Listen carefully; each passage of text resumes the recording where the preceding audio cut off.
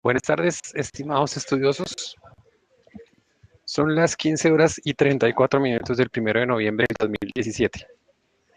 Bienvenidos a la videoclase del variador de velocidad. Bueno, en esta oportunidad tengo establecido el siguiente orden del día. Primero, una introducción. Bueno, luego vamos a ver el potencial industrial.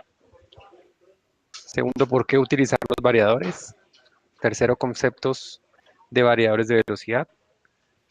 Cuarto, tips para seleccionar variadores de velocidad. Quinto, características técnicas. Sexto, ejemplo de aplicación. Séptimo, algunas marcas reconocidas. Octavo, comunicación. Y noveno, vamos a hacer o a ver un pequeño videito sobre los encoders.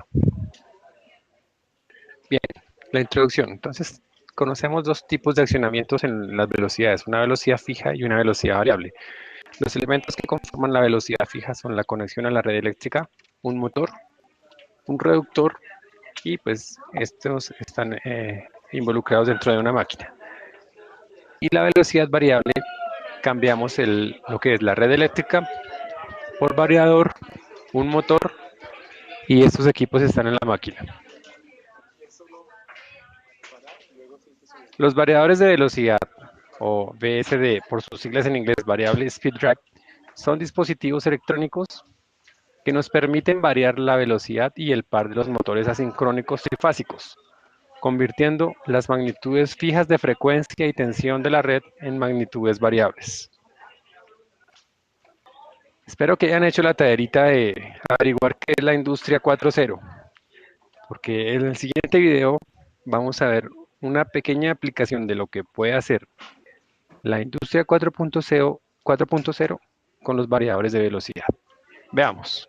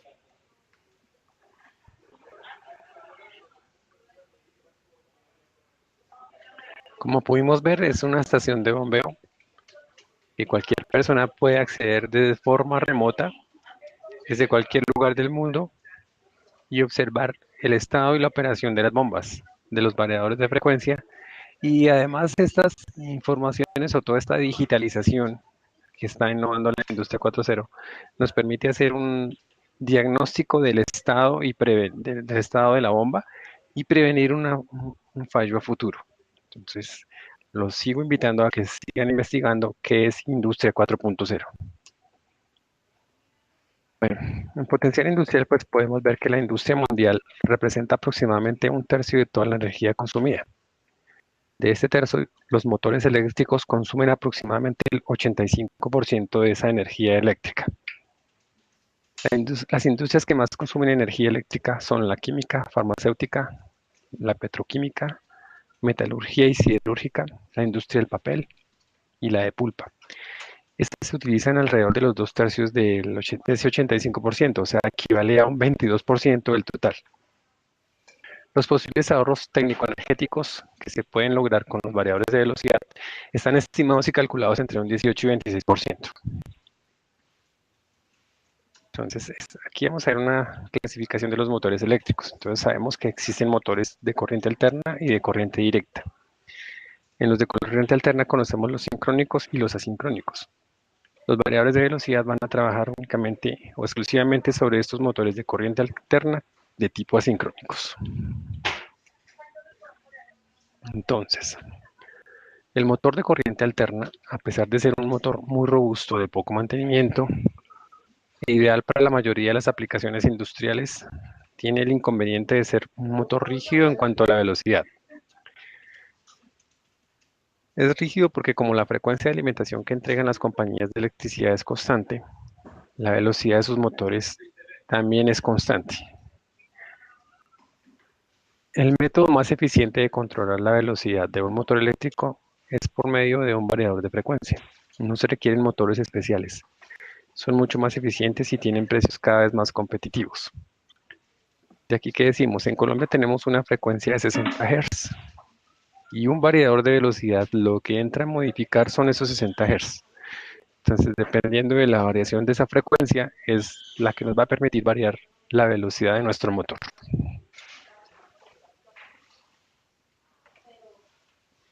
También sabemos que la elección correcta del variador es muy importante y tiene una gran influencia sobre su vida útil.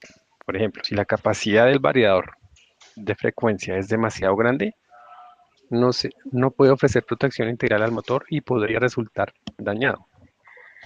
Es decir, que si nosotros aplicamos un variador sobredimensionado para determinado motor, no nos va a servir ni siquiera de fusible y va a entrar a dañar al motor directamente cualquier falla en la tensión. O lo contrario, si la capacidad del variador es demasiado pequeña y no puede ofrecer el desempeño requerido, el variador podría resultar dañado debido a una sobrecarga.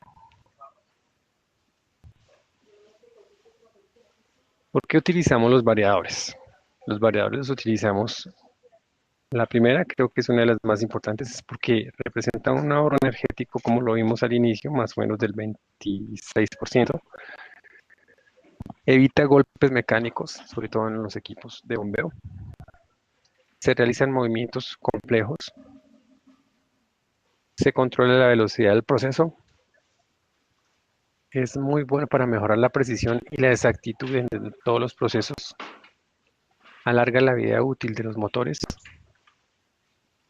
Tiene un monitoreo de muchas variables y permite hacer controles en lazo cerrado. Entonces, un variador de frecuencia o variador de velocidad VFD, como lo veíamos al inicio, no es más sino un equipo que regula la frecuencia del voltaje aplicado al motor, logrando modificar su velocidad. Para el caso de Colombia, la frecuencia nuestra son 60 Hz. Esa es la frecuencia que entra a modificar el variador. Sin embargo, simultáneamente con el cambio de frecuencia, también debe variarse el voltaje aplicado al motor para evitar la saturación del flujo magnético con una elevación de la corriente, que esto implicaría dañar el motor.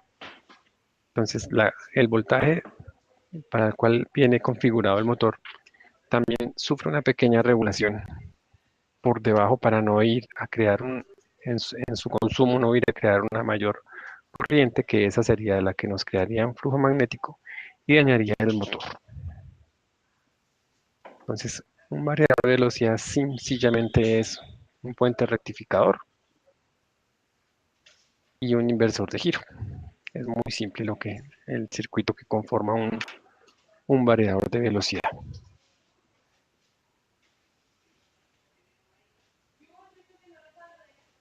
Algunos tips para seleccionar un variador. Lo primero que debemos averiguar es qué hace la máquina, o si es una máquina o si es un proceso. Segundo, si es una modernización a una aplicación actual o es un proyecto nuevo. Tercero, ¿cuál sería el rango de variación de velocidad? Cuarto, ¿cuál sería su ciclo de trabajo?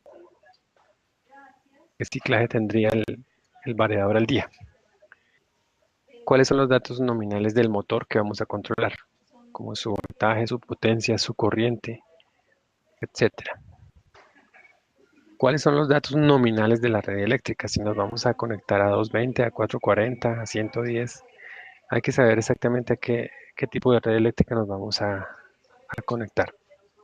¿Cuáles serían las condiciones de instalación?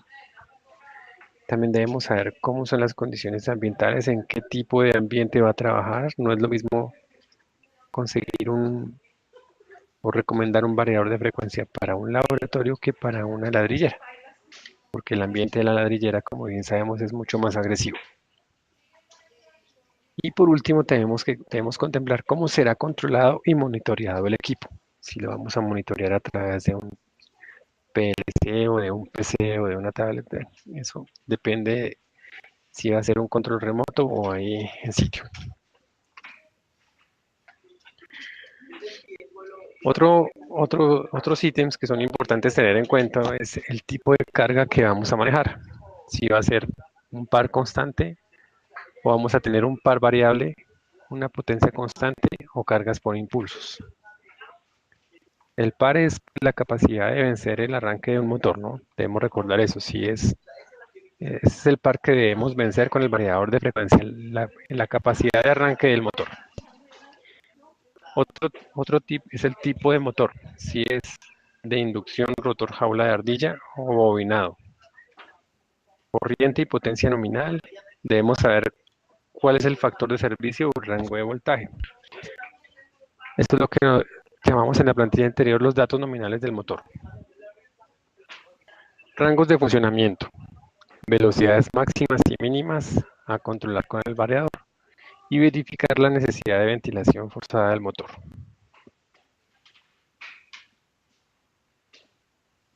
Este dato del par de arranque es verificar que no supere los permitidos por el variador. Si supera el 170% del par nominal, es conveniente sobredimensionar un variador. Y también debemos tener en cuenta el caso del frenado regenerativo, que son las cargas o las inercias, bueno, las cargas de gran inercia en ciclos rápidos y movimientos verticales que requieren de resistencia de frenado exterior, como en el caso de un ascensor. Condiciones ambientales, lo que veníamos diciendo, temperatura, ambientes, humedades, altura, tipo de gabinete y la ventilación del sitio. Bueno, algunas características de los variadores. La mayoría, por no decir todos, vienen con un buen diseño modular, traen ahora una facilidad de conexión con el operario, con un display LCD. Algunos ya vienen con PLCs integrados. Tienen muchos y muy variados protocolos de comunicación de acuerdo a la cantidad de datos que queramos transmitir y tienen una facilidad en el control. Entonces, lo que decíamos, fácil diseño modular, que permiten un fácil mantenimiento y sus terminales, la mayoría son tarjetas removibles. Display trae también módulos para tarjetas de entrada-salida, tarjetas de control y tarjeta de comunicación. Se adaptan muy fácil a cualquier medio ambiente. Entonces traen recubrimientos resistentes, el cual proporciona una condición de operación segura en ambientes severos. Reduce los armónicos y las interferencias que puedan haber en el sitio y cumple con las siguientes normas que están descritas a continuación.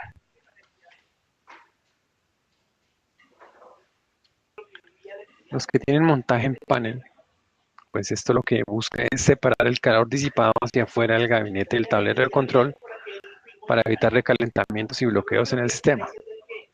Aísla el polvo, el aceite, fibra, etcétera, desde el tablero de control.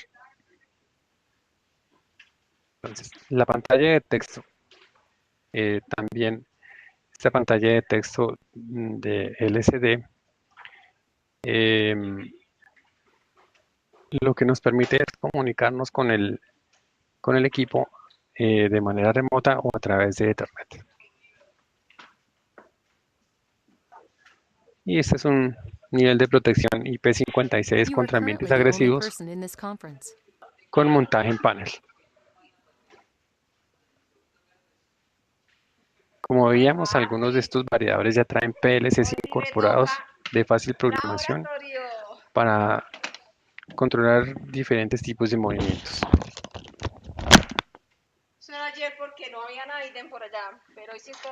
Estos equipos ya vienen configurados con una gran capacidad de memoria. Entonces, aquí vemos un ejemplo de un Delta de la serie BFD con la capacidad que viene configurado. Tienen varios protocolos de comunicación, como son los Profibus, Modbus, Ethernet. De acuerdo a la cantidad de datos o a la cantidad de equipos que estén conectados, pues se escoge el protocolo adecuado. Un caso sencillo de aplicación es, por ejemplo, en un hotel donde existe un sistema de bombeo de agua a presión, se cuenta con un motor o una motobomba de 3 horsepower con una tensión de 200 voltios monofásico. Se debe realizar un control de velocidad según la demanda que tenga el tanque. Para ello se cuenta con un sensor de medición de presión en línea. Entonces es más o menos esto, se tiene un tanque donde se encuentran las motobombas y a través de variadores de velocidad se van suministrando la cantidad de agua que vaya pidiendo el consumo.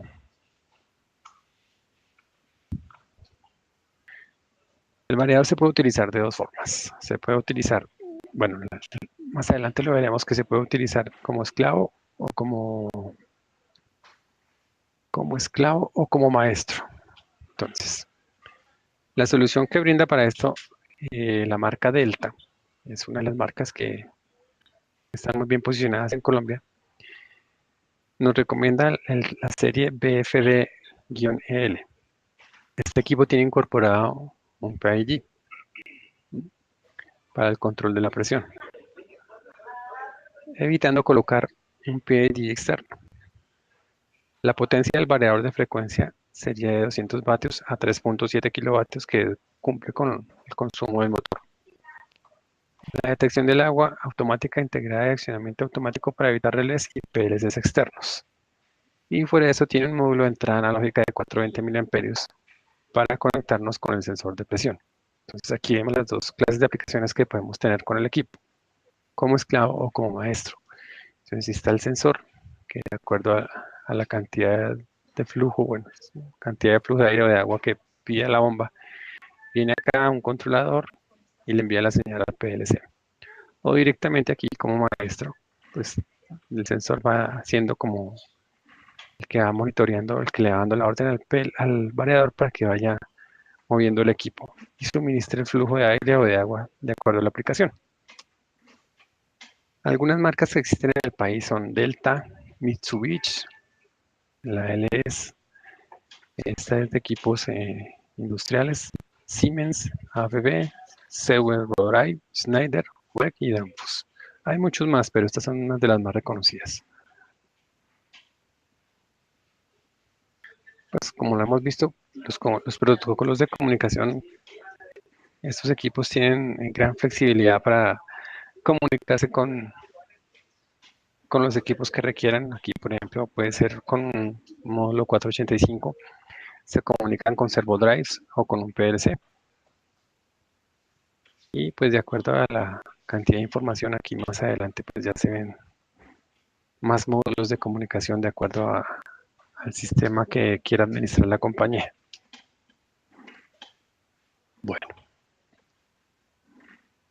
en esta primera parte de este segundo módulo que estábamos estudiando, también encontramos otros equipos conocidos como los encoders.